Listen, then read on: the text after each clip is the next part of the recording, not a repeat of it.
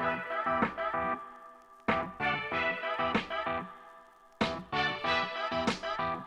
right, there we go.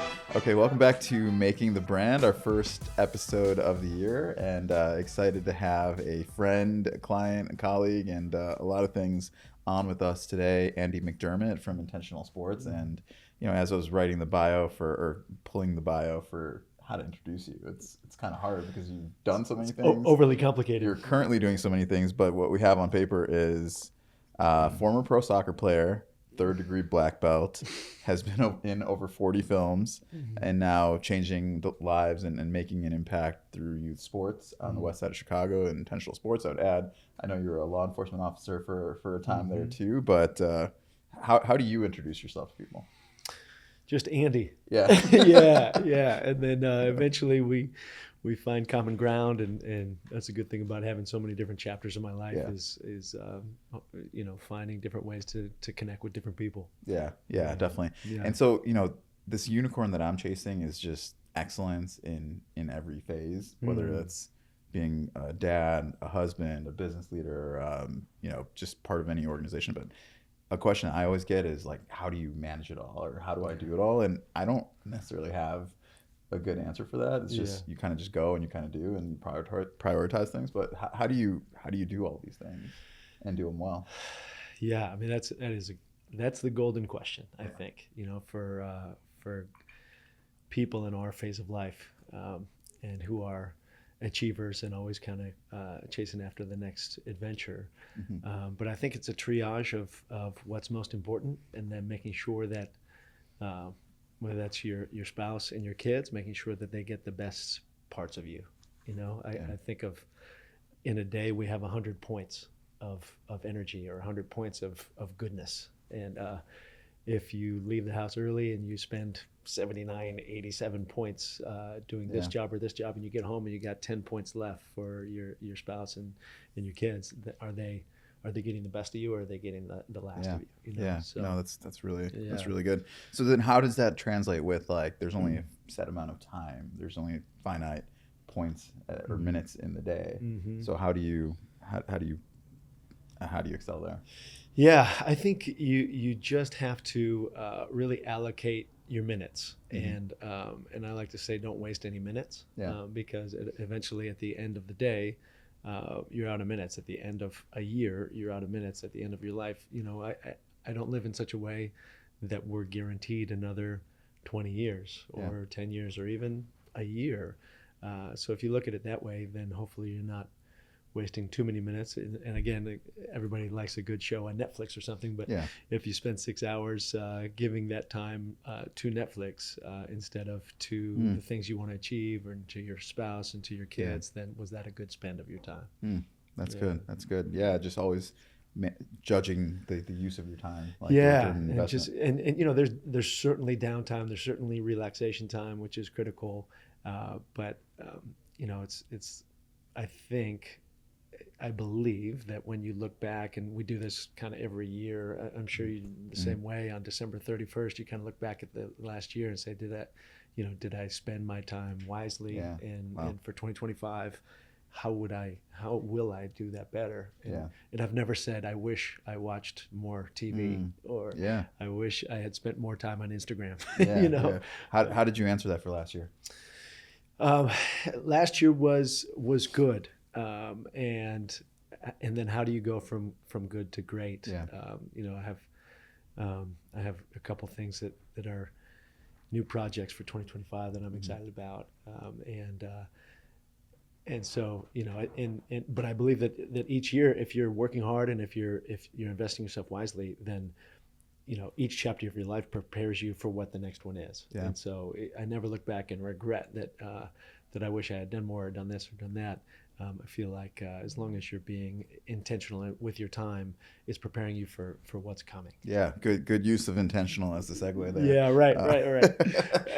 So let's back up, like how, all these different phases of your life, as from soccer player to law enforcement officer to starting these facilities, I know in California and Illinois, like talk to us maybe at a high level of just like each of those phases and maybe what you took away and challenges, lessons learned from each of those phases?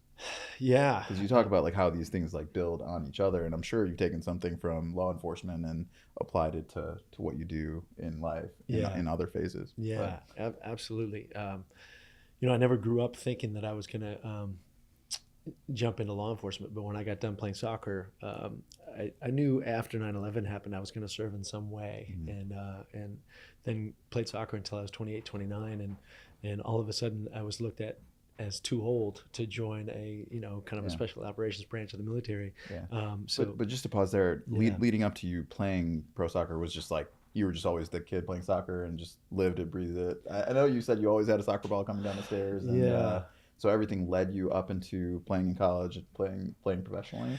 Yeah, and honestly, back then we didn't have these MLS academies. We didn't have these big showcase things that kids have these days. You just played, and had a pretty good high school career, and luckily got on the radar of the coach at a few universities. And chose Northwestern because it was somewhat close to home, and it was close to where my girlfriend at the time, now my wife, was committed to go to University of Illinois. Okay. So, so that ended up being the deciding factor. But yeah, and then in college, I mean, I was a pretty good high school senior going into college, and then spent so much time. I just got, I tell kids all the time that at 18, 19, some people think nowadays it's too late, because you see the Christian Pulisic's of the world who go pro at 16. But it's absolutely not. There's late growers, late developers, late bloomers who at 18, 19 have just, hit their growth spurt and just hit their coordination. And for me, that was, just 10,000 hours with a soccer ball in the basketball court, in the off season, in the weight room.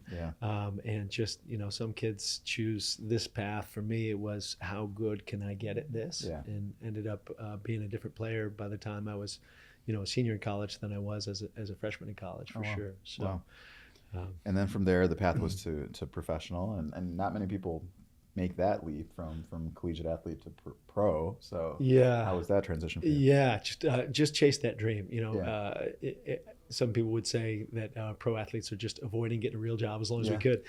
But some of the best times in my life were on bus trips, with other, teammates and those memories, and playing in front of whether it's 500 people or I think the biggest crowd I played in front of was probably about 30,000 people. Wow. And the energy you get from that, and preparing and disciplining and sacrificing for that moment, I learned so many lessons from that. So had a blast doing it, even though back then we made $12 a year or whatever it was. But a lot of great lessons, and started coaching while I was playing, and still coaching to this day, which I always tell kids, whether you get to play varsity high school soccer or, fortunate enough to play in college or beyond, hopefully you fall in love with the game, and you can always, looking back, you can always coach your own kids or coach and give back to the game that way. So it's the game in this country has come such a long way. Yeah, definitely. Yeah. And not sure if you knew this, but I actually never grew up playing soccer. I've never even played a soccer game in my life, but I coached my son's soccer. Oh, you did? Okay, I nice. do, yeah, and it's just like, it is so much fun. Yeah, that's awesome. Man, it's just amazing to see like just the confidence grow, and the skills are growing, but just like when they score, when we win, it's just like the parents are excited, everybody's fired up. It's just like such a joyful moment. And it's awesome. I love it. But so soccer career is kicking off. 9/11 happens. You feel this call to serve in some capacity. And and so for me, it was law enforcement. I was in the process for the FBI and the Secret Service, thinking that was the direction I was going to go. We actually started our family, got pregnant with our oldest, Cruz. And I think my wife was saying you really need to get a job with some benefits, So I took a job as a cop and moved to Phoenix, where our best friends were living, and because my buddy Chuck was a firefighter, but his dad was a cop with Phoenix PD. Said come down and see what it's like, and I loved it straight away. In the police academy, I was thinking of the line in Good Will Hunting where he says, that he hit a curveball, but when it came to these big math problems, he could just play. Yeah. For me, for whatever reason, I think because I was just a little boy, I used to grow up playing, playing Army or playing guns in the back forest or whatever. For me, I really wanted to help people, and really wanted to make a difference. And being a cop is a tangible way to do that every day. And was fortunate enough to get right into a tactical unit with the Phoenix PD, and so didn't have to do the stuff that I wasn't interested in, like writing speeding tickets or taking traffic accidents, but just got to do pretty good operations where we were just catching guys who were doing bad stuff. And go back to your question. A lot of my downtime, I spent a lot of time in the housing projects of Phoenix, and kids would be out on the basketball courts playing soccer. And because I could do a few tricks with the ball, I could make friends with these little kids, and then eventually make these connections with the moms who would come out. And because I could speak Spanish, could ask these moms after they ended up trusting us a little bit more because we just spent time with the kids. And I could ask, who's doing bad stuff in the neighborhood? Who are your kids scared of? How can we help? And they would like look both ways and then whisper an apartment number. Wow. We ended up getting a lot of good work done, because of a soccer ball. Wow. And so it was like the unofficial start of community policing in Phoenix. Wow. And so I learned firsthand that these kids who were 4 and 5 years old, were just sweet little goofball kids. And now, because of a soccer ball, I've been all over the world and lived, in LA and up by Napa. And so lived in some of the nicest places, coached kids. So I've known thousands of 4 and 5 year old kids. They're the same all over the world, no matter what they look like, what language they speak. They're just goofy little kids that just want to run around, fall down and play and laugh. But then, fast forward 10 years when they're 14, 15, 16 years old, a lot of these kids are getting in trouble in these urban centers, whether it's the housing projects of Phoenix or west side of Chicago. So you look at what are those 10 years, what are they doing? And then I just think that those 10 years are so critical that if they don't have something positive to do every day after school, some activity that they fall in love with doing, they're going to get pulled in the wrong direction. We all would when we're kids. We're knuckleheads. We make bad decisions. And so, looking back, that was kind of part of my why for intentional sports, was just creating a place and activities for these kids to do something positive instead of get pulled in the wrong direction. Yeah, that's great. That's great. No. So what is your view on policing today? Because I know it just seems so polarizing. And it is. Yeah. It seems like it's just got a bad rap, and bad apples have there's bad apples in every profession. And it seems like it's just been a dark cloud lately. Yeah. And it's, I think the stigma has certainly gotten better recently, but after 2020, after George Floyd happened, it was so black or white. People were just seeing red. And I say the same thing, that nobody hates a bad cop more than good cops, because it makes it harder on all of us. But I do think it's the hardest time in the world, in the history, to be a cop. It can be the hardest job in the world. And you don't think about this, but when you show up for work, nobody's standing around your office or your desk or your cubicle with cell phone cameras recording everything that you do, and exactly. When I left policing, we moved to LA in 2012. By the time I left, I remember, responding to some domestic violence calls and a lady screaming for help. By the time you get there, there'd be neighbors or whoever, when you show up to help, recording you getting out of your car. I was like, wait, why are you recording me? And they were trying to catch you doing something wrong. And I was like, you guys called us, It's like, but so it's so important to remember that 99% of these officers are trying to do a good job. Some of the greatest humans that I've known were the men and women that I worked with. And there's bad decisions, and there's in every organization there's someone who you realize you have to remove from that organization. And they try their best to remove them before they get a badge. But sometimes people get through that, and but still 99% are great people trying trying to help, you know. Yeah. So what is the solution? Like, is there a fix for this? Well, if I can give my opinion, Yeah, I don't know if this course. is realistic. Yeah. I think we need to pay more. I think it needs to be a profession that, you know, I'm not tooting my own horn here, but I graduated from Northwestern University. It's pretty rare for someone, you know, from NU to become a cop, right? And people look down at that. For me, I think that's part of the solution. Is not that, you know, ex-military guys or guys and girls with just a high school education can't be brilliant, because they are. But if you want to attract more, you know, folks who could be maybe more trainable, maybe more educated or whatever, you have to pay people more to do it. And there's also certain things about, you know, I think you need to rotate officers through different departments, not let them stay for 5 years in a neighborhood. I see the benefit of getting to know the neighborhood, but also, you know, show me a human who doesn't get a little bit jaded when they see the worst stuff that humans can be doing, and you go to work every day and you're surrounded by that, you know, and it just affects. I saw it with a lot of good people. That affects you, you know, and it affects how you see the world, because that's you know, what you're surrounded by day in and day out. So how did you protect yourself from like becoming jaded or just negative worldview after seeing all of this? You know, it's tough. I mean, I certainly didn't come away unscathed, you know, whether it's dealing with some PTSD from some of the stuff that I saw. But, you know, I do have a very positive outlook. I do always try to see the best in people. And you know, my group, we were laughing constantly, you know. People see cops at crime scenes or whatever, and they sometimes get mad. It's like, why are those people laughing? And it's like, well, because the only medicine to seeing some of the stuff that you see is to make each other laugh. You know, we're certainly not laughing about that crime scene. They're laughing about other stupid stuff.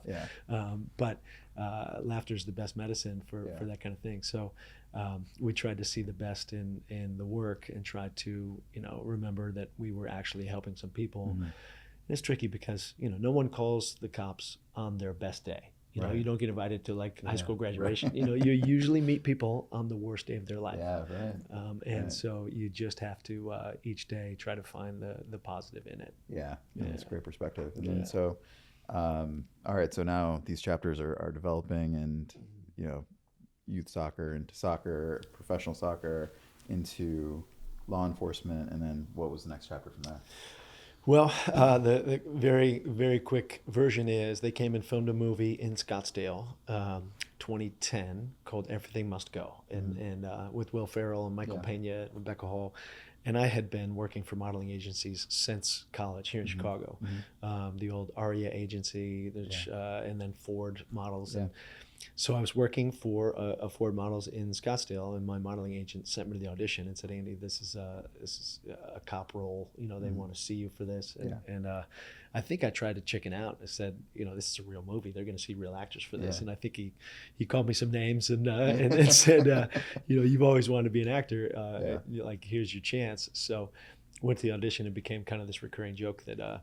The cast director said, "Andy, that was a great read, but that costume's effing amazing. Where'd you get that costume?" And I said, "Well, it's not a costume. I'm on my way to work. You know, I'm a cop." He goes, "You're a real cop. They're gonna love that." So I ended up getting this role. Spent the whole day with Will Ferrell, and just caught the bug. You know, head over heels, and got a hug from him at the end of the day when, you know, the director says that's a wrap for Andy McDermott. They give you the whole cast gives you, or the crew gives you a hand, which I did not deserve at all. You know, I was faking my way through these two scenes. It might have been thank you for your service, not for your acting. Thank you for leaving. I don't know. But started getting some calls from LA, and of course, you know, who wouldn't, you know, fall in love with, I just got lucky and got that role as the first one, but started getting some calls from LA, went over a couple times for auditions, and started wondering, you know, is this the next chapter?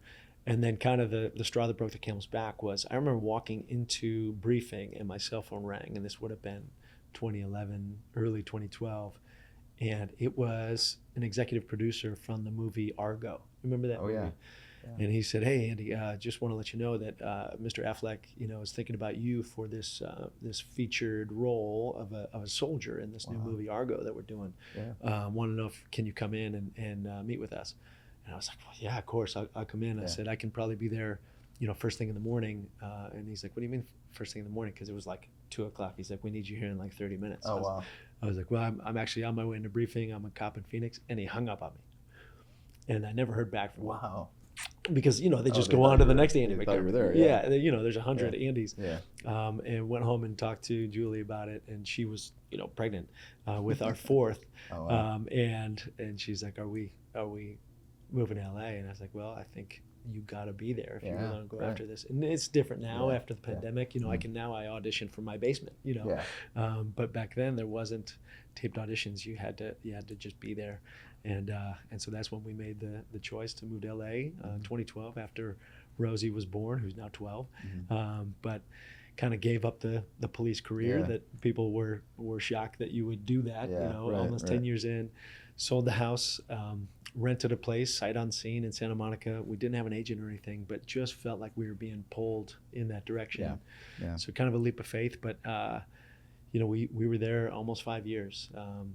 Full time. And I always say that I've never worked so hard for the chance of maybe making some money, every audition or every day auditioning 2, 3, I think the record was 7 times. Wow. And I was on a motorcycle every day, kind of all over the valley, going to different auditions. But, I wouldn't trade it. I mean, it literally prepared me for, you talk about each chapter preparing you, not just for being in front of the camera and being a storyteller, but I was rejected 1,000 times, and so now trying to build a place like Intentional Sports and fundraising and asking for help and support and that, the worst you can tell me is no. I've been told no 1,000 times, so so that was huge in preparing me, 10 different ways for the next chapter. But that was kind of what pulled us away from Phoenix. Yeah. So, it's interesting, like nuance there, because I feel that with, having 3 kids and taking risks and, doing what you feel called to do, even though it's not the safe or smart or stable thing. So you left a good, stable thing with the police job, and then without any guarantee of income or anything in LA, right? Just on the chance of potentially making it, right? Yeah. It was certainly a big risk, and it's hard for normal common sense folks to understand something like that, but I just have always lived and still now I'm about to turn 49, but lived in a way that you only get one shot at this thing, and even as a person of faith, if you believe in heaven, still I think that we're created in such a way to use our gifts and work as hard as we possibly can with those things, and I don't want to waste any days. So if a door creaks open, I try to peek and see, is this where I feel like I'm being pulled, even if it's scary and a little bit uncomfortable, then that kind of intrigues me even more. I know. So, I think some of us are just wired like lunatics that want the discomfort or the unknown, right? And then we're likely married to people that are the opposite, that want stability. That's a good point. And that's common a good sense. Point. Yes. That's funny. Yeah. All right, so I'm assuming that when you were in California, that's when the sports facility process happened. But then, what's that next chapter? After acting? So I had, my starving actor job was coaching soccer and also doing fitness. I'd always been into fitness since high school and always been coaching soccer. So I coached a couple of teams and started writing and producing video content for Muscle and Fitness and Men's Fitness and USA Today and these different series. Had a hilarious job where I was the expert advisor for Muscle and Fitness photo shoots because they shot so much in Southern California. So I'd show up and the model who was the star of this article that they were doing for Muscle and Fitness or this video would be some super freak fitness guy, and there'd be 10 exercises and my job was to make sure that they did it right for the photo. And so it was awesome because you meet some of the fittest or biggest guys and they didn't really need my help, but it was fun to do. but a friend of mine was working for a commercial real estate executive in Walnut Creek, California, and this would have been about 2017. I got on his radar because this gentleman who was the CEO of the company wanted to build a big sports facility up there in Walnut Creek, and so just my crazy background of being in entertainment, but being in sports and being in fitness was the right one to be the first hire in this big startup up there. So fast forward, that took a few years, and I learned 100 lessons. And as hard as it was to leave LA, because in LA, like in any job, it really is climbing the ladder. And I had gotten to the point where people were like, "Man, you're doing guest stars," and I had been seen for a couple of lead roles. They're like, "You're this close," Wow. but this close could be another 6 months, could be another 2 years. Right. In LA, there's no such thing as overnight success unless your last name is Eastwood or something like that. So it felt like we were being pulled in that direction, and learned a ton about development and building a team and creating an organization. Launched that place. If anybody out there is a soccer nerd, you can Google COPA Soccer Training Center. Sports science technology, this really cool space that's still there and doing really well.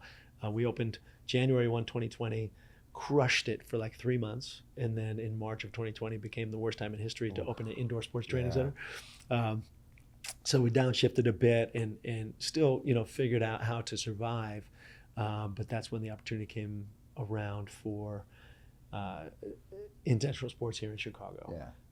Got it. Yeah. But the cool thing that as you tell the story is team building, competition, communication, motivation, encouragement, like was woven into you being an athlete, into being a police officer. So we'll take a tangent here, but on the fitness front, I remember I was trying to meet with you and Austin, and I was like, I'll bring lunch over, and you're like, I don't eat lunch. Tell me what is your day-to-day Oh routine? man, it's what is your the pillars that you? As if people don't think I'm insane enough from the last 20 minutes. Yeah, I've heard of people like that don't eat breakfast, but I've never heard of somebody that like I don't eat lunch. Yeah, I mean, I rarely sit and eat a big lunch. Certainly, everybody loves a big lunch, but I get up pretty early and just do a little something, and then go to the gym, and then come back and eat a breakfast, and then it's just kind of some snacks throughout the day, and then I go back to the gym, or I do like a sanity jog at halftime. I call it halftime. It's midday, and even if that's just going outside and going for a slow old man speed jog, it's as much for mental and emotional health as definitely. Physical health. And then an afternoon snack, and then dinner I try as early as can, and then if I'm being real disciplined or preparing for something, then that's it. And so. Yeah, I always tell people, look, it's as crazy as you want to be. Yeah. Right. I had a good friend in Hollywood named Duffy that lived in our same apartment complex, and he was literally the trainer. He still is the trainer for, Brad Pitt when he was getting ready for Thor and Fight Club, and then Chris Pratt to get fit for Guardians of the Galaxy, and not Brad Pitt for Thor, but Chris Hemsworth for Thor, right. Brad Pitt for Troy, and Fight Club, and you name it, all these big, Tom Holland now for Spider-Man, and so he will tell those guys, how much do you want to look great for that one moment, which is going to live in perpetuity on film, and so for us, do we need to be that crazy, and so people are like, well, tell me exactly what to do to look the very best I can. I was like, well, here's what you need to do exercise wise, but 70% of it at our age, or I'm older than you, but as you get older, it's intake. 30% exercise. You got to do something, but you can't out train your intake. Right. It's all about what you're eating and drinking, and so he would say chicken, broccoli, brown rice, chicken, broccoli, brown rice, really? And that's like literally all. It's relentless. Oh wow. Like that's all they eat. Whether you're Scarlett Johansson for Avengers movie or whoever it is, And if you're not seeing the results, then maybe you have to take away the brown rice and it's just Oh, chicken, broccoli, wow. chicken, broccoli, Oh, chicken. man. So that's kind of the template of, Okay. it might not be chicken, broccoli, brown rice every day in our normal lives. Maybe it's, if you like a fish or you like Yeah. asparagus or you like, sweet potatoes, but it's kind of that template. Simple. So Interesting. yeah, Interesting. yeah. Yeah. Obviously, that becomes more and more of a challenge as you get older, and you got to figure out the ways that you can do it. Yeah. For me, it's basketball. Like I play basketball at least once a week, and it's just amazing to see the guys that are in their 50s and 60s just like I can't keep up with some of them. Yeah. They're just like gazelles. They're just running down the court, not getting tired. Just Yeah, like, right. Tell me your secret. Yeah, right. Yeah. Right. And I always, for us as we get older, it's way easier to stay ready than to get ready. Yeah. And so if you let yourself slip and then you try to get back in shape, that's definitely harder than staying in somewhat good shape. And then eventually you can dial it in if you have something big you're preparing for. Yeah, so, definitely makes sense. Yeah. Cool. And then so, now we're leading up to kind of where you're at now, I think, with intentional sports. And tell us about that, like how that you got the call to come back and build that and how it's going. Yeah. One of my best friends, Brian Musso, we went to college together. He was a football player when I was a soccer player. And we talked about doing something similar to this, 25 years ago when we were graduating, but we were just, young kids without the resources to do it. And, right. But then the pandemic happened, and then George Floyd happened, and then the culture in Chicago was such that he wanted to help, and got together with some athletes from our network. It was like Jason Hayward and Sam Acho and Mitch Trubisky and these guys, and they got together with an after school club called By the Hand Club in over on Laramie Avenue on the west side, and met with some teenagers from the community there and said, we know that you're frustrated. How can we help? And they were frustrated, not just what had happened, but they're also frustrated that, there was rioting and looting going on and nothing positive was happening. Right. And they said, one, a place for healthy food, because they had 15 liquor stores in their neighborhood, one grocery store, and that was closed because of the looting. So they popped up this Austin Harvest fresh produce market that the teenagers actually now run in that community, which is cool. And the second thing they asked for was a place to play sports, because they can't even go to the playground and feel safe. Yeah. So Brian called me summer 2020 and just was kind of taking my temperature on how everything was going. And I realized now that I was being recruited and he was very sneaky in this, because I never intended to move back to Chicago. I'm a big fat baby now when it comes to the cold. Looking outside, and it's a blizzard right now. But it just became pretty apparent that this was a once in a lifetime opportunity. We identified 10 acres on the west side that had been vacant for 45 years. Wow. And if anyone in the country needed a place to provide kids something positive to do, it's here. And I mean, you know the stats in the city of Chicago, and unfortunately we're number one in categories we don't want to be number one in. Right. And on the west side, and in the neighborhood of Austin, that's the number one.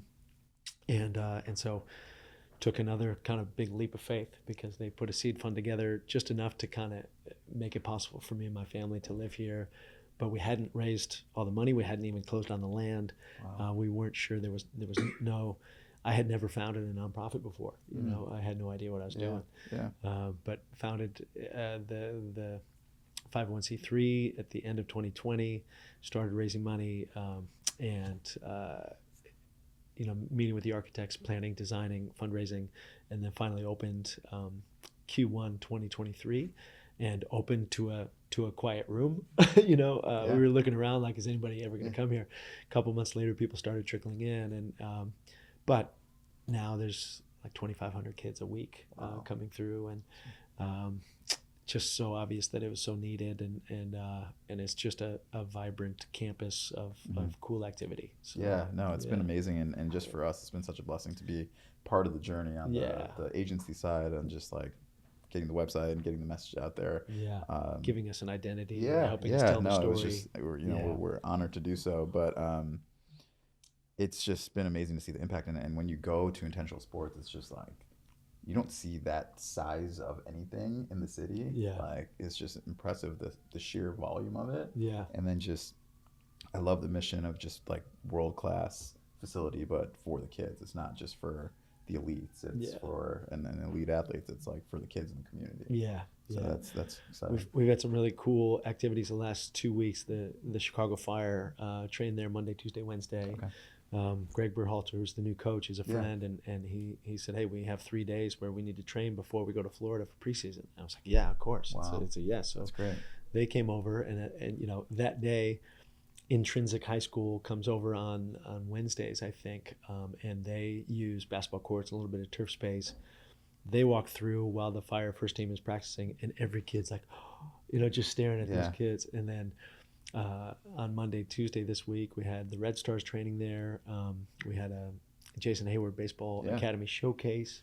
So, you know, baseball players are there while these women professional players. And then, you know, yesterday there's a cool meeting between I walked Alyssa Nair over to meet Jason Hayward, and she's taking swings, you know, Oh, wow. with him because Cool. he's doing batting practice.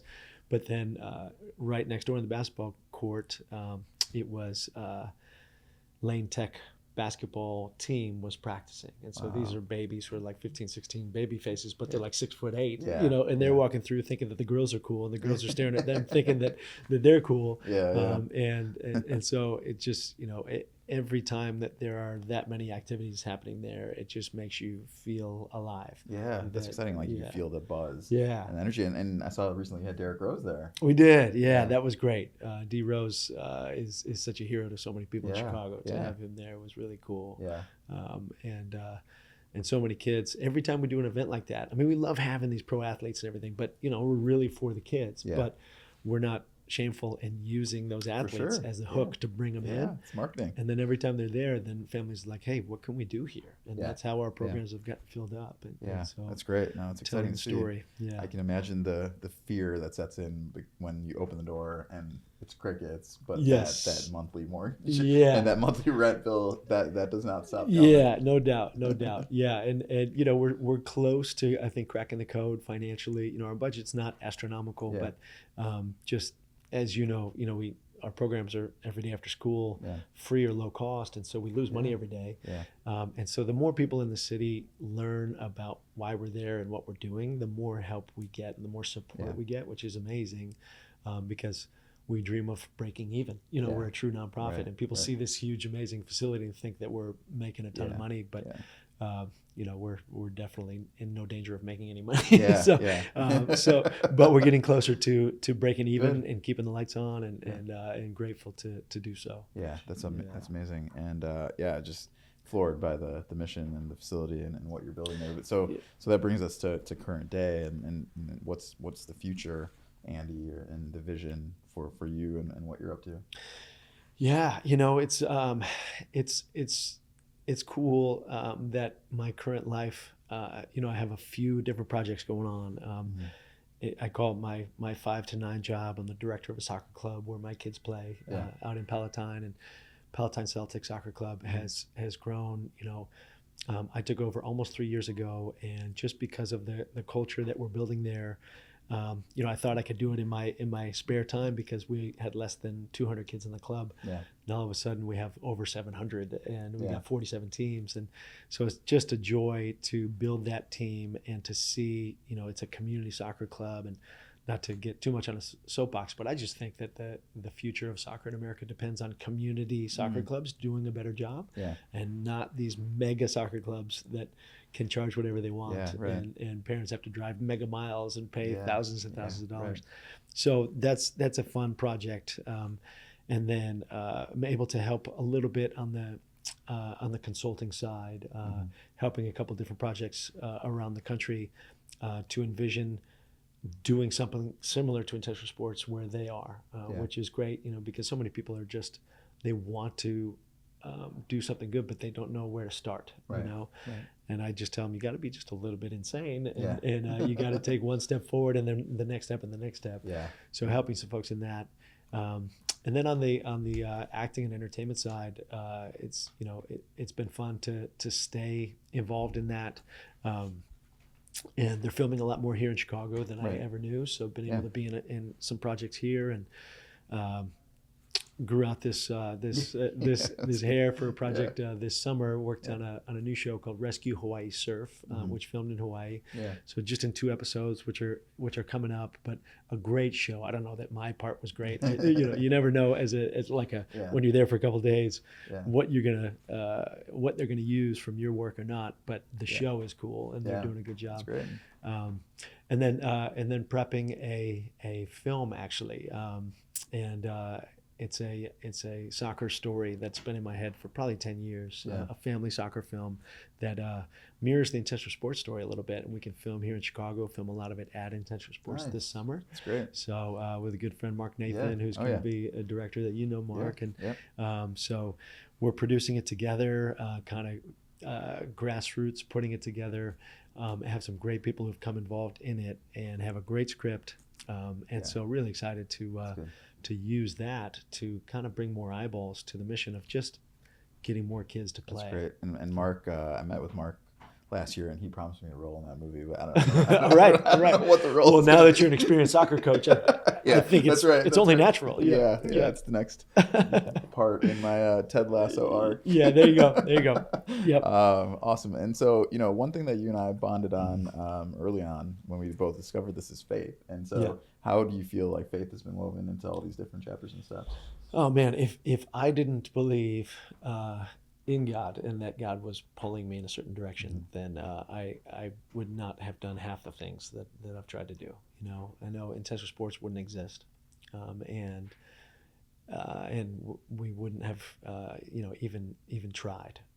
But again, I feel I've been created in a certain way, with so many faults, but a few strengths, and able to take risks and create things and tell stories and bring people together and inspire a little bit to create these things. And so for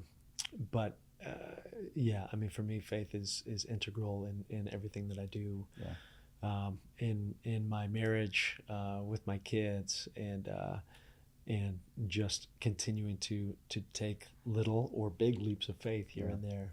So yeah, that's huge. And kudos to Julie too, because she's probably had to have a lot of faith. She might be an actual angel to put up with me. We just celebrated 25 years. Wow, congrats. And we went actually to the Bahamas, and we joke that every 25 years we take a vacation, whether we need it or not. But we felt like kids down there, and literally for 5 years in LA, being starving actors and raising 4 kids, living in a 1-bedroom apartment on Wilshire Boulevard.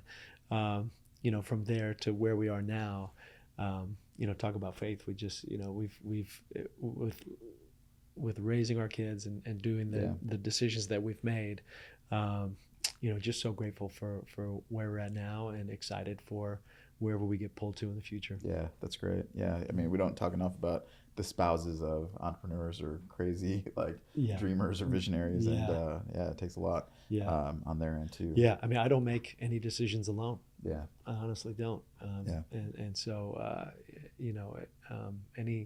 anything that I mean, the failures, I'd blame myself, but the successes we've done together. Yeah, good. No, that's awesome. So, couple of questions to close, but like, you've done all these things all over the world. Like, if you had to have just leaned into one thing and that was your only thing, what would it have been, or what would it be? And maybe it's none of the things you've done previously. I mean, I honestly, I don't know. People used to ask me, and I've been asked recently if I'm interested in getting into politics, and it's always been a hard no. And then before 5 years ago, I'm like, I think it's probably too late. But now the presidents are 80 years old, so it's I got another 30 years to think about that. But when I, as an actor, and acting is such a crazy world in itself, but when I get into a scene and the camera starts rolling, you get in front of the camera, I feel alive in a way that I don't in other directions of my life. So I don't know if I'll ever be I think every actor feels like they're not good enough, and that's part of it. I don't know that I'll ever be good enough to make that my full-time thing, but it's certainly a passion. Certainly love that. That's true. Yeah. Yeah, and I think in any profession, like you just feel like that you may be an imposter, imposter syndrome, or just I'm not good at running a nonprofit. Yeah. I'm not good at running a business, but like you just keep going and you keep learning and keep adapting and hopefully listen to wise counsel and helps you get there without as many mistakes as you would do it on your own. Yeah. Absolutely right. So last question is that I like to ask everybody on this is 100 years from now, what do you want people to remember about Andy McDermott? Oh man. I would say, my biggest fear is not making a difference and not leaving it better than I found it. And so I think that that's probably what drives me the most is, whether it's soccer clubs I'm a part of, or whether it's intentional, or whether it's just relationships or my kids or whatever. It's like, have I made a difference in a positive way? Yeah. So, no, that's great. I mean, I can tell you firsthand, like you have and you are, and you continue to do so. So that's exciting. So people that are seeing this or listening, how can they get a hold of you, or how can they support you? Yeah, man. I'd love to hear from anybody. My email address at Intentional is andy@intentionalsports.org. I have a great team that helps. And number 2, Austin is our president, Austin Carr, and he leads our team, leads the day-to-day operations there. But I do a lot of the storytelling, a lot of the fundraising. If anybody knows anyone who might want to partner with us, we cherish those conversations, whether it's financial resources or introductions or volunteering. We would not be anywhere close to where we are without good humans just stepping up and helping in some way. So I think that's the number one. I love networking and loving meeting people, but the city of Chicago helping out with intentional sports, because if it's a long-term investment, but if those 2,500 kids are there playing chess or playing soccer or doing esports, then they're not out on the street raising themselves. Right. And then we'll see the difference, eventually. Definitely. So it's an investment in each kid's life, but it's also an investment in the city of Chicago. Right. No, that's great. I think you're attacking it upstream, which is really good. Yeah, right. So awesome. So Andy McDermott from Intentional Sports and a lot of other things. Thank you for being here on Making the Brand. Yeah, my pleasure. Thanks, you guys.